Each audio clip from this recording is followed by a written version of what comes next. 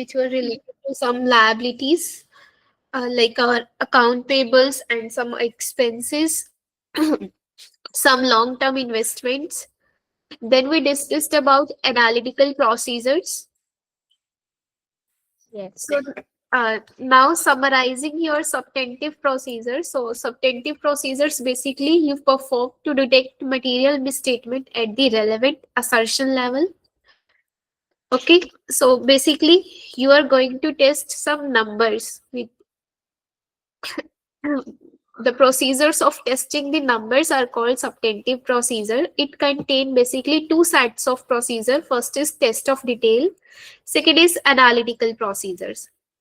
Test of detail we already studied for different classes of transaction and account balances. Analytical procedure we already discussed that we do some we find some kind of relationship, like compare some budgeted versus actual, some prior year numbers with some industry average, or we compare some ratios to find something unusual things. Okay.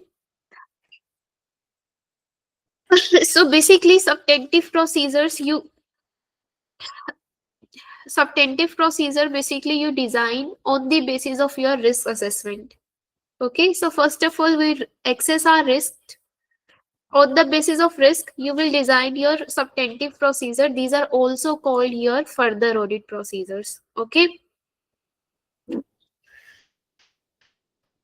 Is it clear? Yes, clear.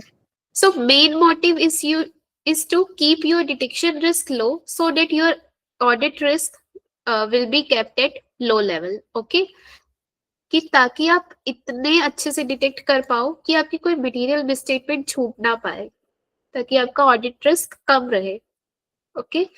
और since आपकी जो plannings है या procedures है ये आपका iterative process होता है, मीन्स जैसे जैसे आपको कुछ चीजें फाइंड आउट हो रही है आप उनके बेसिस पर अपने प्रोसीजर्स मॉडिफाई भी कर सकते हो, आप उन्हें इंक्रीज भी कर सकते हो, डिक्रीज भी कर सकते हो. ओके. फॉर एग्जाम्पल अगर आपको कोई फ्रॉड दिख रहा है आप अपने प्रोसीजर्स इंक्रीज कर सकते हो, आपको ज्यादा रिस्क दिख रहा है कहीं पर आप इंक्रीज कर सकते हो. आप फॉर एग्जाम्पल इंटरिम डेट पर अपने प्रोसीजर्स परफॉर्म कर रहे थे, इंटरिम मतलब आप during the year procedure perform कर रहे थे, but you are finding that there are lot of misstatement. तो डेट मीन्स अब आपको सिर्फ पर्टिकुलर पीरियड पे टेस्टिंग ना करके बल्कि आपको थ्रू आउट द ईयर मतलब ईयर एंड पर भी कुछ टेस्ट करने पड़ेंगे, बिकॉज वो जो रिमेनिंग पीरियड है उस पीरियड में भी मिसस्टेटमेंट होने के चांसेस रह सकते हैं. तो उस केस में आप अपनी टेस्टिंग इंटरिम से ईयर एंड पर शिफ्ट कर सकते हो. ठीक है. इंटरिम का आप मतलब वापस एक्सप्लेन करो ना. फॉर एग्जाम्पल आपका फाइनेंशियल ईयर दिसंबर 31 तक है, आपने इस फाइनेंशियल ईयर की ऑडिट करवाई, आपने क्या किया इंटरिम प्रोसीजर्स परफॉर्म किए. मतलब आप क्या कर रहे हो जो ड्यूरिंग द ईयर ट्रांजेक्शन्स हुई हैं, मान लो आपने सितंबर तक के प्रोसीजर्स फॉलो किए, उसके बाद जो रिमेनिंग पीरियड है उस पर आप क्या कर रहे हो कि like on the basis of interim आप अपने जो भी ओपिनियन है उस पर कंक्लूड कर रहे हो उसे. ठीक है. जैसे आपने अक्टूबर तक टेस्टिंग करी, उसके बाद जो 2-3 मंथ्स थे उस अक्टूबर के रिजल्ट के बेसिस पर आपने उन 2-3 मंथ्स का भी आइडिया लगा लिया. लेकिन इन केस अगर आपको लग रहा है कि उन 2-3 मंथ्स में कुछ ज्यादा ट्रांजेक्शन्स हो सकती है, ये ज्यादा रिस्क एसोसिएटेड है, तो उस केस में फिर आपको ईयर एंड पर टेस्टिंग करनी भी जरूरी है. ठीक है, समझा. ठीक है. जैसे आपने मान लो एआर की टेस्टिंग सिर्फ दिसंबर 1 तक करके रख ली, अब जो बाकी के 31 डेज हैं उसके लिए अब आप क्या करोगे, तो उसके लिए आपको एडिशनल प्रोसीजर्स परफॉर्म करने होंगे ताकि आप ईयर एंड पर टेस्टिंग कर सको कि ड्यूरिंग दी जो रेस्ट ऑफ डेज है कोई ट्रांजेक्शन्स तो नहीं हुई. समझा. So whether to perform substantive procedure at interim date, the auditor will decide these on the basis of control environment. कि अगर मान लो कंट्रोल्स कंपनी के बहुत अच्छे हैं, सो डेट मीन्स अगर उसने कुछ पीरियड की टेस्टिंग कर लिया तो इट विल बी ओके कि बाकी पीरियड में भी उसे कोई मिसस्टेटमेंट नहीं मिलने वाली. The objective of substantive procedure, the excess risk, कि अब risk कितना associated है, classes of transaction and relevant assertion. For example, अगर आपको unrecorded liabilities देखनी है, so you need to perform some cut-off procedures. That is very important. So it will depend कि आप किस चीज की टेस्टिंग कर रहे हो. ठीक है, क्योंकि ईयर एंड पे हो सकते हैं आपके आपकी कट ऑफ प्रोसीजर्स जरूरी है कि ईयर एंड के बाद जो ट्रांजेक्शन्स हुई है उसे देखनी जरूरी है, because there may be some unrecorded liabilities which is associated with this period. Okay. Yes. If again I told you, if auditor found some fraud related risk, then he may shift the timing of his audit procedure. He may extend his audit procedure. So nature, extend timing procedures के auditor के पे depend करते हैं कि auditor को ज्यादा risk दिख रहा है तो वो ये नेचर टाइम एक्सटेंड चेंज कर सकता है, उन्हें कम भी कर सकता है, ज्यादा भी कर सकता है. It will depend upon the auditor कि जो ऑडिटर की को रिस्क दिख रहा है या जो जो उसको मिस स्टेटमेंट्स मिल रही हैं उसके बेसिस पर. Is it clear? हाँ. ओके. सो बेसिकली जब भी हमारा रिस्क ज्यादा लगता है हमें तो हम क्या करते हैं, इंटरिम से ईयर एंड पर शिफ्ट करते हैं अपनी टेस्टिंग. दूसरी चीज हम एक्सटेंट बढ़ा देते हैं कि जैसे आप पहले कम सैंपल की टेस्टिंग कर रहे थे, आप सैंपल साइज बढ़ा देते हो आप अगर हाँ. रिस्क ज्यादा दिख रहा है तो. और नेचर चेंज कर सकते हैं हम अपने ऑडिट प्रोसीजर्स का. जैसे फॉर एग्जांपल पहले आप इंटरनली टेस्टिंग कर रहे थे, अब आप अपने प्रोसीजर्स में एक्सटर्नल कंफर्मेशन भी इंक्लूड कर रहे हो. समझा. ओके. हाँ. So greater is your risk of material misstatement, greater will be the extent of substantive procedures. Okay. हाँ. Next is analytical procedure. So we already discussed that analytical procedure basically includes some comparison, some ratios analysis, some basically search for some trends between different years with comparing actual versus budgeted. So here it is, some ratio analysis is given for a company, like their balance sheet are given, their income statement are given, their cash flow statement are given, and ratios analysis is given, means some of the ratios they have given, like how these ratios are calculated. So if a question comes in your exam related to this topic, they may mostly give you the PDF of this formula. Okay. मतलब They will give you the PDF which contain all these formulas if they ask you to calculate the like some ratios. अच्छा. Okay. क्योंकि audit exam है तो उस case में आपके ये मतलब दे देते हैं ज्यादातर क्वेश्चंस में, अगर क्वेश्चन आया है इससे रिलेटेड तो आपको ये PDF दे देते हैं कि जिसमें फॉर्मूले ये रिटर्न होते हैं. लेकिन एक बार गो थ्रू करके जाना. ठीक है. ओके. तो फॉर्मूला पे कोई क्वेश्चन नहीं पूछ सकते ना, what is the formula of accounts receivable turnover या नहीं, एसेट टर्नओवर?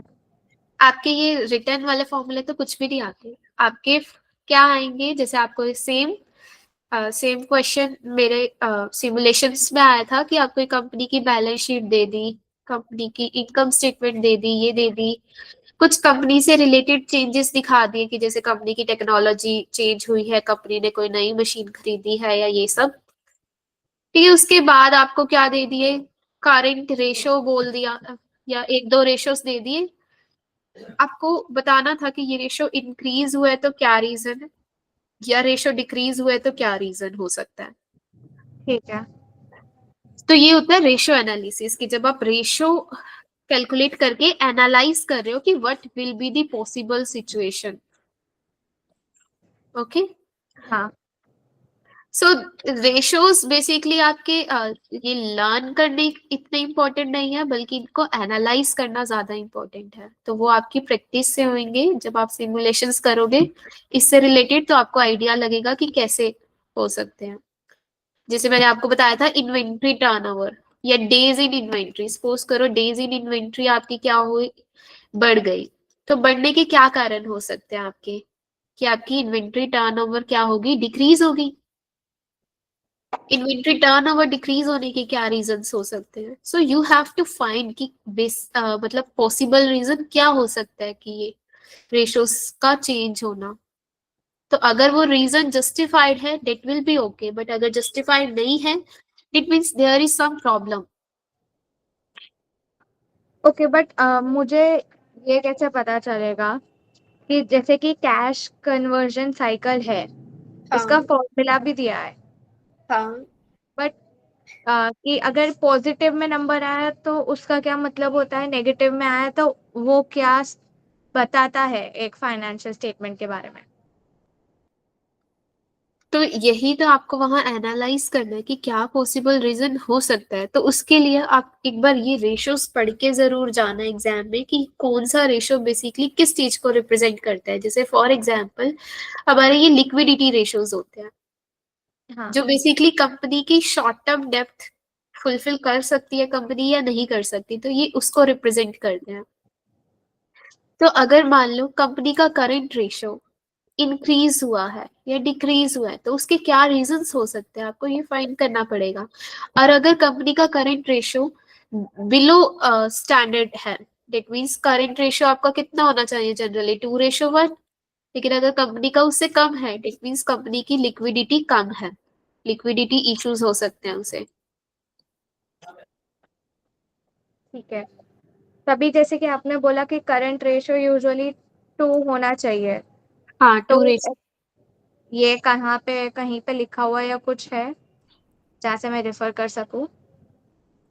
ये आपको पढ़ने पड़ेंगे अलग अलग जगह से अगर आप डिटेल में इसकी नॉलेज चाहते हो, बिकॉज ऑडिट में सिर्फ इसका यूज है, इसकी एक्सप्लेनेशन नहीं है कहीं पर भी। ठीक है। इस ये कुछ आपके फार में कवर हो जाते हैं और कुछ वैसे मतलब पहले सीएमए में लगा लो, सीएमए में कवर होते थे सारे रेशियोज। ऑडिट में ये सारे रेशियोज यूज होते हैं जब हम ऑडिट रिपोर्ट पब्लिश करते हैं कंपनी का, तो नहीं सारा नहीं, वो डिपेंड करता है कि ऑडिटर लाइक क्या चीज चेक करना चाहता है, लिक्विडिटी चेक करना चाहता है तो लिक्विडिटी रेशियोज यूज कर सकता है। ये बेसिकली एनालिटिकल प्रोसीजर्स में है कि जब वो एनालिटिकल प्रोसीजर्स परफॉर्म करता है आपके एग्जाम में क्वेश्चन आ सकता है इससे रिलेटेड, और वो भी इतना लाइक इतने डिफिकल्ट रेशियोज नहीं आएंगे, आएंगे तो सिंपल रेशियोज के बारे में वो पूछेंगे कि ये रेशियो डिक्रीज हुआ है या इंक्रीज हुआ है। अगर इंक्रीज हुआ है तो क्या रीजन है उसके, या डिक्रीज हुआ है तो आपको क्या लग रहा है ये फाइनेंशियल्स देखकर डेटा देखकर कि क्या रीजन हो सकते हैं। ठीक है। ठीक है। सो बेसिकली आपकी थिंकिंग पर डिपेंड करता है कि आप कितने अच्छे से एनालाइज कर सकते हो किसी सिचुएशन को और कितना लाइक बेटर गेस कर सकते हो, बिकॉज बेसिकली आपके आंसर सिमिलर से लगते हैं आपको ऑडिट में, लेकिन इट्स डिपेंड अपॉन यू कि आप कैसे उस बेस्ट आंसर को फिगर आउट करते हो। ठीक है। तो ये सारी चीजें थी आपकी रिलेटेड टू सब्टेंटिव और ऑडिट प्रोसीजर। कुछ ऑडिट प्रोसीजर्स आपके यहाँ भी डिटेल में आएंगे, लाइक एक्सटर्नल कंफर्मेशन हो गया। एक्सटर्नल कंफर्मेशन क्योंकि एक बहुत इंपॉर्टेंट ऑडिट प्रोसीजर है। उससे पहले आपकी कुछ नॉन ऑडिट एंगेजमेंट रिलेटेड चीजें दे रखी है, हमने ऑलरेडी डिस्कस कर चुके हैं वैसे ये, कि जब आप प्रिपेयर करते हो कोई फाइनेंशियल स्टेटमेंट या कंपाइलेशन करते हो तो उसमें आप कोई एश्योरेंस नहीं देते। So since you are not giving any assurance, so you do not have to perform any audit procedures. ठीक है। अब कोई ऑडिट प्रोसीजर्स परफॉर्म नहीं करते। You in case of compilation you can just go through your financial statement just to check कि consistent है या नहीं, बट कोई ऑडिट प्रोसीजर्स परफॉर्म नहीं करते क्योंकि आपको कोई एश्योरेंस नहीं देना उस पर। लेकिन रिव्यू के केस में हम क्या करते हैं, हम लिमिटेड प्रोसीजर्स परफॉर्म करते हैं which include inquiry and analytical procedures. Okay. हाँ। क्योंकि हमें इसमें लिमिटेड एश्योरेंस देना होता है कि that whether you are aware of any material modification और नॉट। ओके। यस। उस केस में like auditor should understand the industry, knowledge of the entity और अवेयर दैट रिस्क में unknowingly fail to modify the accountant review financial statement that are materially misstated. So ये हम review हो गया, preparation compilation हम already study कर चुके हैं, ठीक है। सो बेसिकली क्या होता है एनालिटिकल प्रोसीजर। रिव्यू के केस में ऑडिटर पहले एनालिटिकल प्रोसीजर्स परफॉर्म करता है, लाइक कोई अनयूजुअल चीजें तो नहीं दिख रही उसे, दिख रही है तो he can made some inquiry related to those areas. Again आपके एनालिटिकल प्रोसीजर्स क्या होते हैं, we already discuss that it is involve some financial and non financial data, like you compare previous year number with the current year, you will compare ratios, you will compare some financial relationship between some financial and non-financial information like your inventory with your warehouse space, comparing disaggregated revenue data as applicable. When designing an analytical procedure, the accountant should consider the following: the suitability of account analytical procedure. So when you are going to test some numbers, when you compare some number, you have to first consider कि क्या analytical procedures आपके suitable रहेंगे या नहीं रहेंगे, like, और second thing कि data reliability, because अब comparison के लिए या ratios के लिए आपको data चाहिए, अब वो data कितना reliable है, that will affect your procedures. Precision of expectation, like how precisely you are expecting the result. Amount of differences from expected values that are acceptable without further investigation. So how much differences are you going to like consider will be okay, and how much differences you need to analyze further. Done? Yes. So these were simple things which we already discussed. Next अगर आप review करते हो interim financial statement का, it is again same, अब already discuss कर चुके हैं कि जब हम इंटरिम फाइनेंशियल इंफॉर्मेशन का रिव्यू करते हैं, इट इज अगेन ये ऑडिट एंगेजमेंट ही है आपकी, लेकिन हम इसमें लिमिटेड ऑडिट प्रोसीजर्स परफॉर्म करते हैं which include inquiry as well as analytical procedures. Okay, यहाँ पर आपकी नॉन ऑडिट एंगेजमेंट थी 20, जिसमें आपके अटेस्टेशन स्टैंडर्ड फॉलो होंगे, बस स्टैंडर्ड्स का डिफरेंस है, अदरवाइज आपकी रिव्यू दोनों में सेम है। क्लियर? हाँ। ओके, इसके बाद attestation engagement, again attestation that was non attest engagement, मतलब जिसमें हम सार स्टैंडर्ड फॉलो करते हैं। ओके, इस केस में हम जब हम interim financial information, interim financial statement की रिव्यू कर रहे हैं, तो हम इसमें अगेन गैस या पीसीएओबी स्टैंडर्ड फॉलो करते हैं। लेकिन जब आप अटेस्टेशन करते हो तो उस केस में आप क्या करते हो, एसएसएई स्टैंडर्ड फॉलो करते हो, जिसके अंदर अब आपकी कोई फाइनेंशियल्स नहीं आएगी बल्कि कोई सब्जेक्ट मैटर आएगा। सो अगेन हमने पढ़ चुके हैं कि हम सब्जेक्ट मैटर के लिए भी लिमिटेड से प्रोसीजर फॉलो करके चलते हैं, मींस उस सब्जेक्ट मैटर से हम कुछ इंक्वायरीज कर सकते हैं या कुछ एनालिटिकल प्रोसीजर परफॉर्म कर सकते हैं related to the subject matter. हम अटेस्टेशन एंगेजमेंट के लिए कौन सी बॉडी फॉलो करेंगे? Standards, SSAE standards. SSAE। Yes. Okay.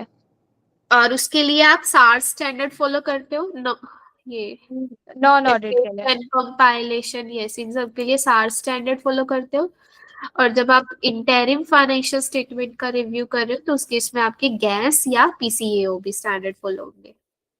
Okay, clear? So basically review आपका सेम है कि जिसमें आप लिमिटेड एश्योरेंस दे रहे हो और लिमिटेड प्रोसीजर फॉलो कर रहे हो, लेकिन किसके रिगार्डिंग कर रहे हो। अब जैसे आपकी कोई फाइनेंशियल स्टेटमेंट है तो आप उस फाइनेंशियल स्टेटमेंट पे करोगे, आपका सब्जेक्ट मैटर है तो subject matter regarding inquiries and analytical procedures perform करोगे। Okay? Yes. Okay, just a minute. हाँ।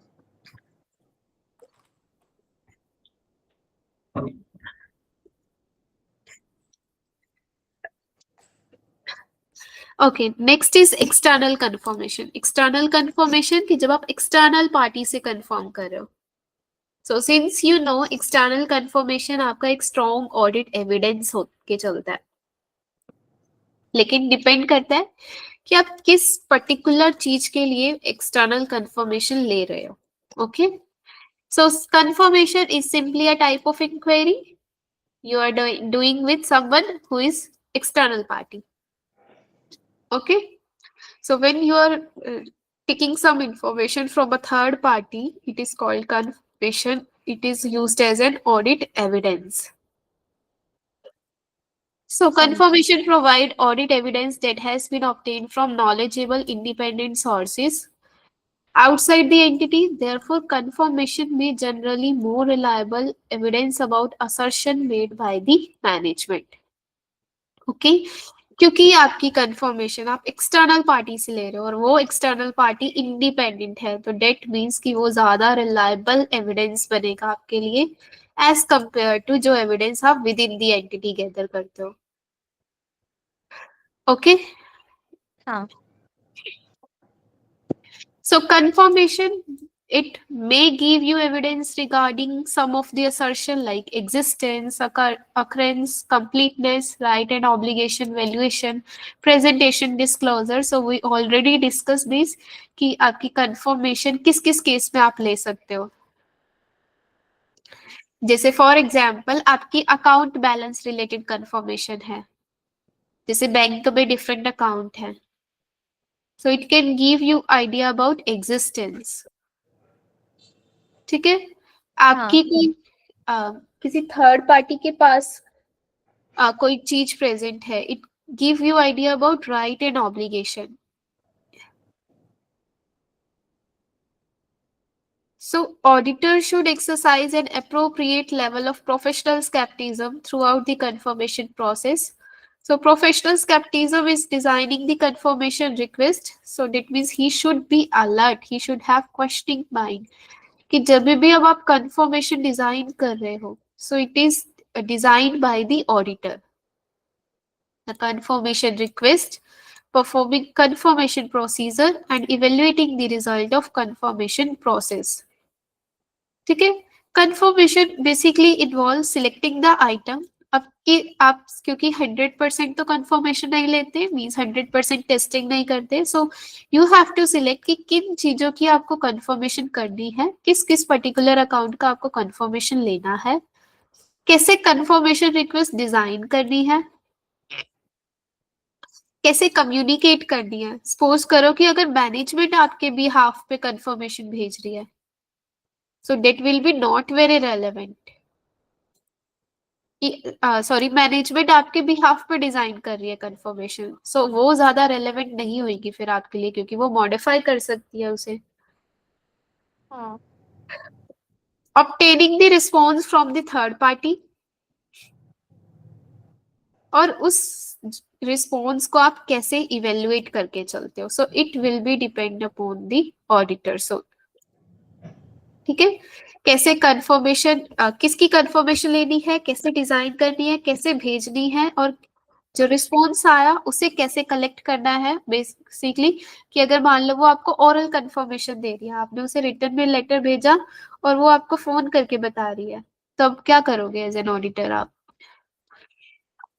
या आपके पास कोई रिस्पॉन्स आ ही नहीं रहा, या आया है तो कुछ अलग आया, तो how will you evaluate that information. So this will be decided by the auditor.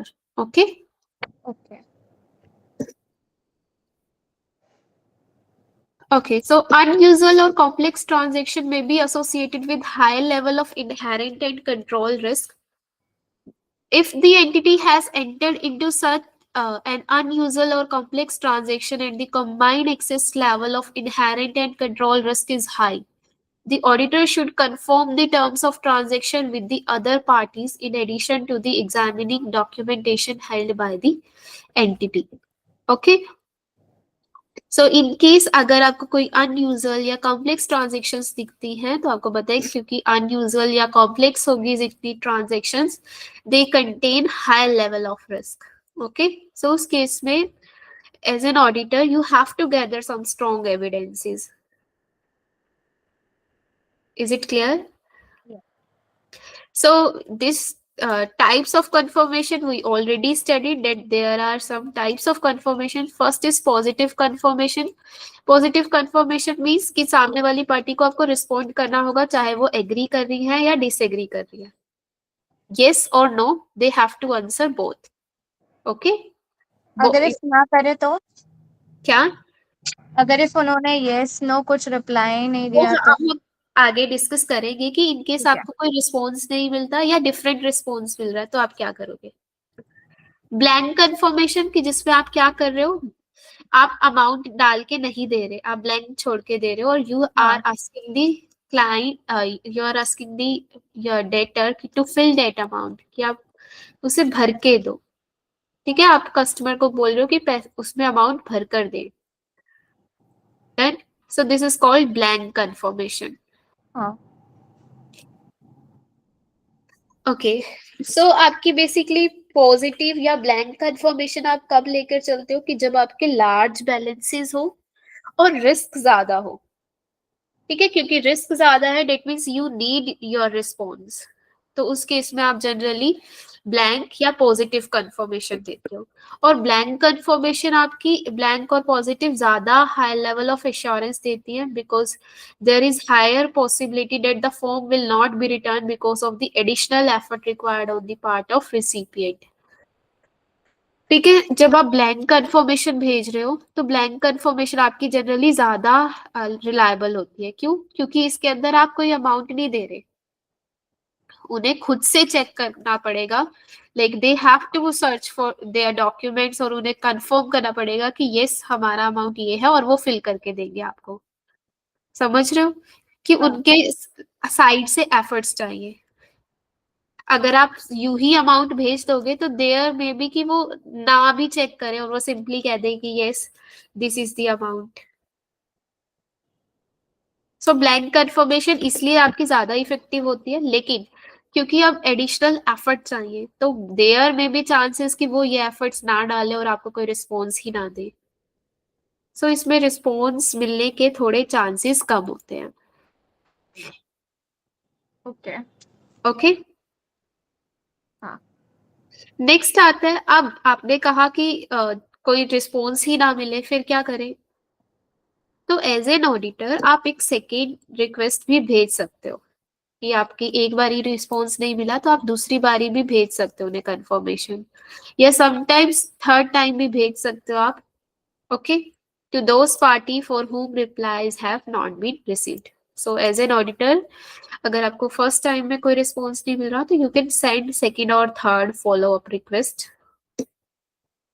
Okay. हाँ.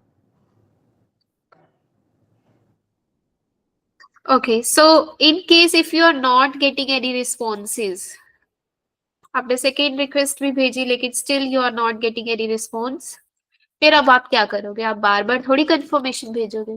Then you have to perform some alternative procedures. ठीक है, जब कंफर्मेशन नहीं मिल पा रही तो फिर आप कुछ अल्टरनेट प्रोसीजर्स परफॉर्म करते हो. मैंने आपको ये पहले भी बताया था कि आप अल्टरनेट प्रोसीजर्स में आप क्या करते हो, या तो आप एनालिटिकल प्रोसीजर्स कर सकते हो, या आप क्या करते हो उसके स्पॉटिंग डॉक्यूमेंट्स चेक कर सकते हो, या सबसे इम्पोर्टेंट प्रोसीजर आप क्या करते हो कि आप सब्सिक्वेंट कैश रिसिप्ट चेक करते हो कि जो आपकी आफ्टर ईयर एंड रिसिप्ट आ रही है तो क्या वो कस्टमर से पैसा आया है या नहीं आया बाद में. ठीक है, तो सब्सिक्वेंट कैश रिसिप्ट आप चेक करके चलते हो. ठीक है.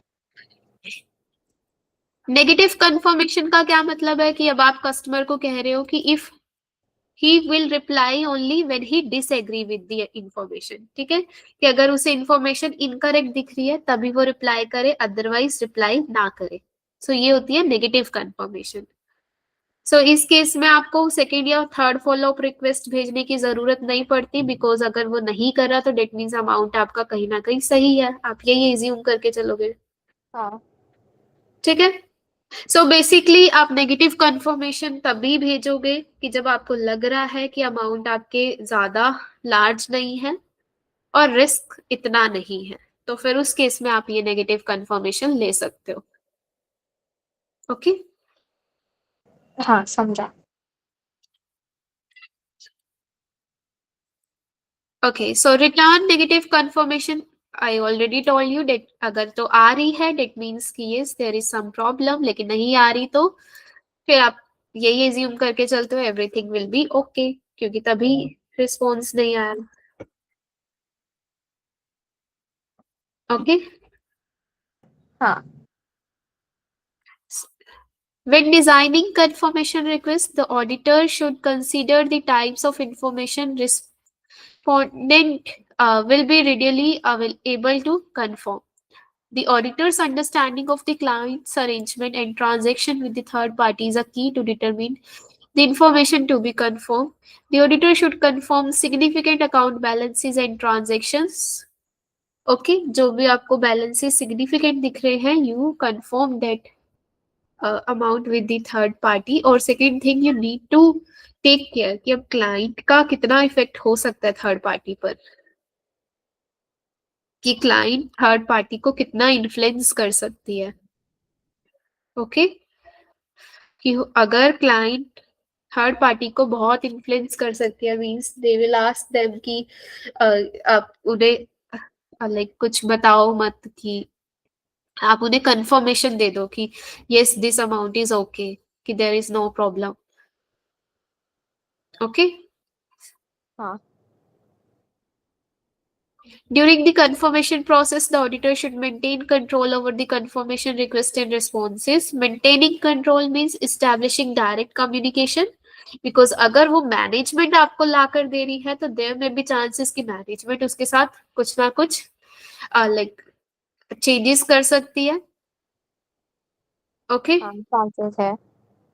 Sometime auditor may receive a reply that is other than a written communication, as I told you कि आपने रिटन में भेजा लेकिन आपको रिस्पॉन्स ओरल मिल रहा है या कुछ बाय अदर मीन्स आपको वो मिल रहा है response, then you have to take steps to verify the validity of the response. Okay, so any oral responses should be noted in the work paper, or for audits of issuer confirmation received in alternative form to be paper can be sufficient audit evidence if the auditor takes step to verify the sender. ठीक है, so you need to do some testing ताकि आपको ये पता चल सके कि ये जो रिस्पॉन्स आया है वो करेक्ट है या नहीं है। ठीक है, कि जब आपको लाइक कोई अदर वे से रिस्पॉन्स मिलता है कि आपने रिटर्न में कम्युनिकेशन करा लेकिन आपको कुछ लाइक इलेक्ट्रॉनिक मीन्स या कोई ओरल मीन्स से आपको रिस्पॉन्स मिल रहा है, तो उस केस में यू नीड टू चेक कि क्या वो रिस्पॉन्स आपका रिलायबल है या नहीं है। ओके, हाँ।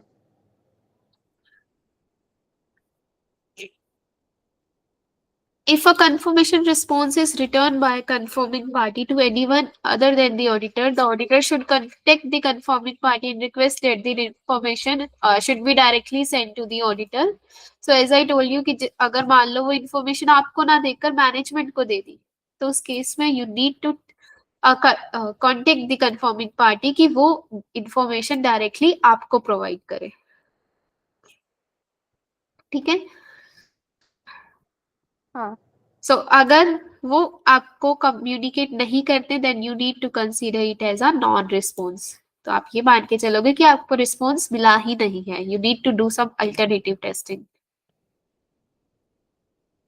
ठीक है। Confirmation of trade account is generally accepted audited procedure. Thus, there is a pre-assumption that the auditor will request the confirmation of AR during the audit unless one of the following is true. So, external confirmation, it is important audit procedure, लेकिन अगर आपको लग रहा है कि your AR are very immaterial, कि आपके account receivable balance इतने सिग्निफिकेंट नहीं है, बहुत कम कम अमाउंट के, तो उस केस में you can skip this testing.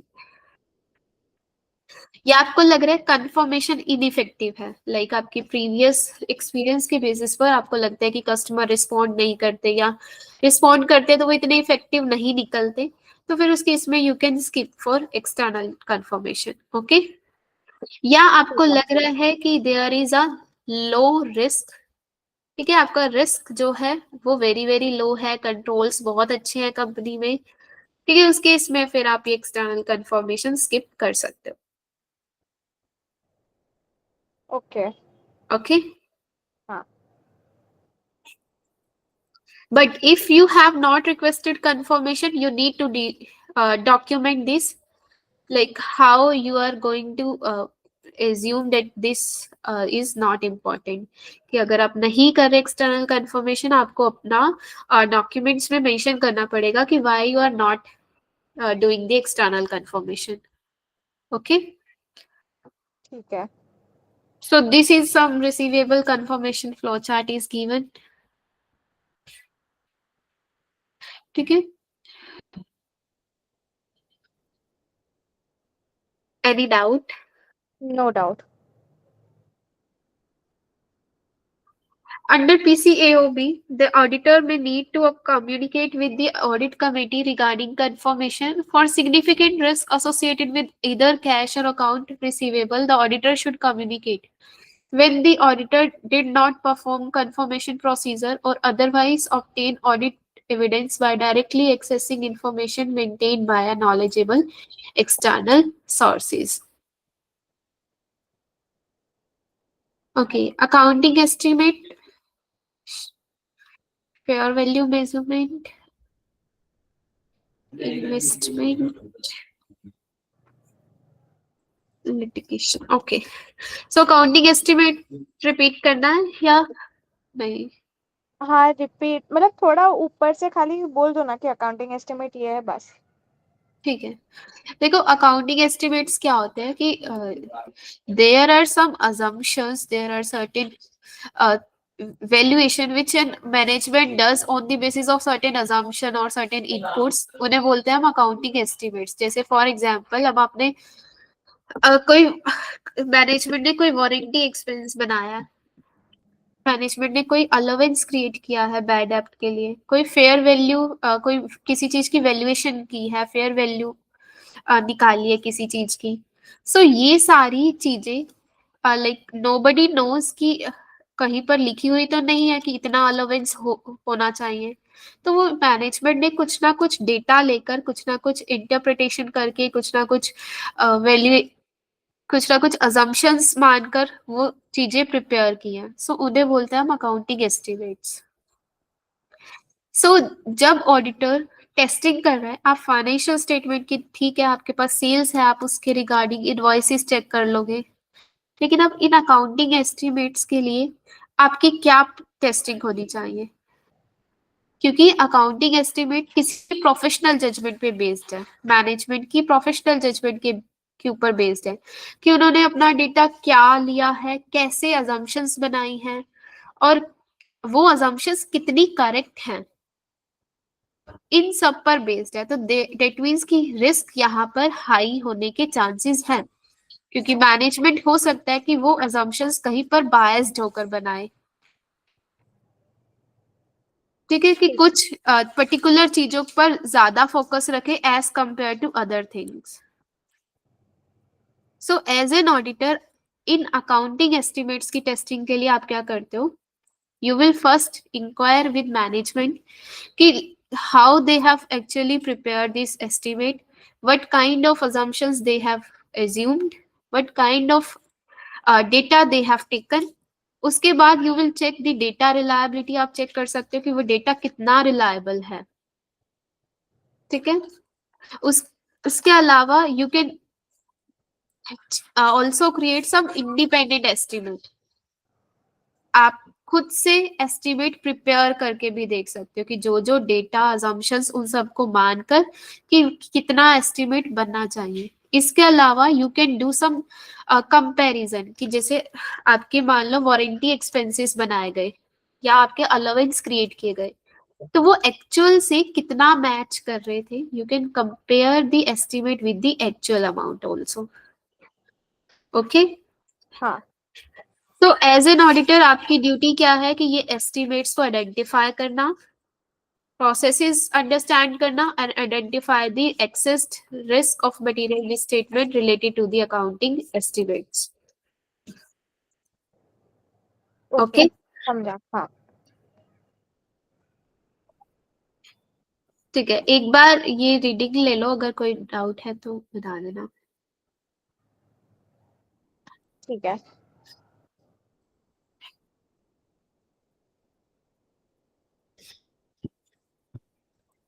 हम आज का लेक्चर यहीं पे एंड कर दें, क्योंकि आज के लिए मेरा बस हो चुका है अभी। अच्छा, हाँ वैसे 10 मिनट्स ही रह गए, 10-15 मिनट्स, अगर देख लो। मतलब वो अभी मैं मटेरियलिटी वो पढ़ लूंगी और फिर वो तो कर लूंगी मैं, ऐसे कुछ नया टॉपिक शुरू ना करे ऐसा।